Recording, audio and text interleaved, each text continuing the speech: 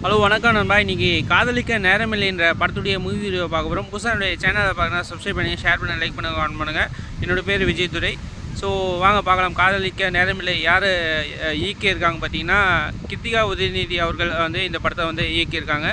So இந்த படத்தில் யார் யார் நடிச்சிருக்காங்க பார்த்தீங்கன்னா, இந்த படத்தில் வந்து ஜெயம் ரவி இப்போ வந்து பேர் மாற்றி சொல்லி கூப்பிட சொல்லியிருக்காரு. ஸோ ரவி மோகன்றது தான் இந்த படத்துடைய ஆக்டரு.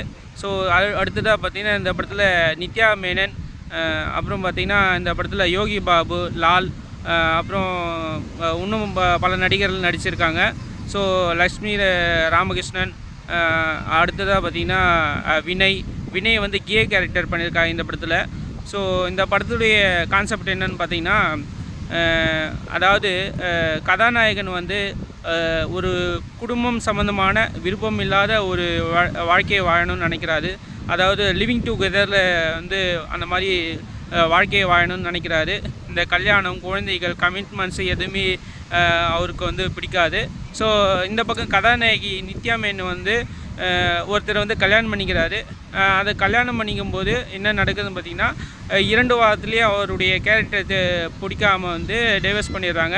ஸோ டைவர்ஸ் பண்ணிவிட்டு அடுத்ததாக வந்து எப்படியாவது வந்து நான் வந்து குழந்தையை பெற்றுக்கணும்னு சொல்லி நித்யா மேனன் நினைக்கிறாங்க. ஸோ அந்த நித்யா மேனனை குழந்தையை பெற்றுக்கிறதுக்கு அதுக்கு முயற்சி பண்ணுறாரு. இந்த கதாநாயகியும் அதாவது கதாநாயகியும் கதாநாயகனும் 2 பேரும் ஒரு பாயிண்டில் வந்து மீட் பண்ணுறாங்க.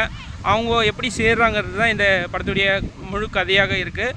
ஸோ இந்த படத்தில் யோகி பாபு அவருக்கான ஒரு நல்ல நடிப்பை நடிச்சிருக்கான்னு சொல்லலாம். இந்த படத்தில் வினய் வந்து கே கேரக்டர் பண்ணியிருக்காரு. நல்லா சிறப்பான ஒரு நடிப்பை வெளிப்படுத்தியிருக்காரு வினய் அவர்கள். ஸோ இந்த படத்தில் ஏஆர் ரஹ்மானுடைய மியூசிக் வந்து ரொம்ப சூப்பராக இருந்தது சொல்லலாம்.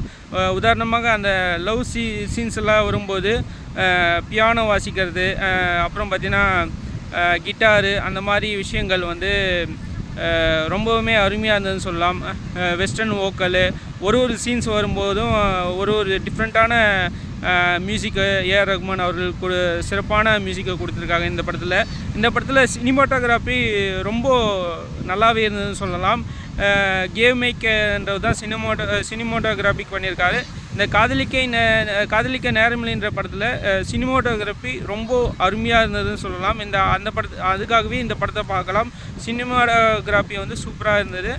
ஸோ இந்த படத்தில் நடித்த அந்த கதாநாயகர்களுடைய பேரண்ட்ஸுமே ரொம்ப அருமையான தங்களுடைய நடிப்பை வெளிப்படுத்தியிருக்காங்க. இந்த படத்துடைய ப்ளஸ் பாயிண்ட் வந்து மியூசிக் தான். ஸோ மியூசிக் தான் வந்து இந்த படத்தை வந்து அடுத்த நகர்வுகளுக்கு கொண்டு செல்லுது. மியூசிக் இல்லைன்ற பட்சத்தில் கொஞ்சம் மூவியை வந்து ஸ்லோவாக போகிற ஃபீல் எனக்கு கொடுத்தது. ஸோ காதலிக்க நேரமில்லை யூஏ ரேட்டிங் வந்து யூஏ 16+ தான் வந்து கொடுத்துருக்காங்க. ஓகே நண்பர்களே, இந்த வீடியோ பிடிச்சதை லைக் பண்ணுங்கள், ஷேர் பண்ணுங்கள், சப்ஸ்கிரைப் பண்ணுங்கள், கமெண்ட் பண்ணுங்கள்.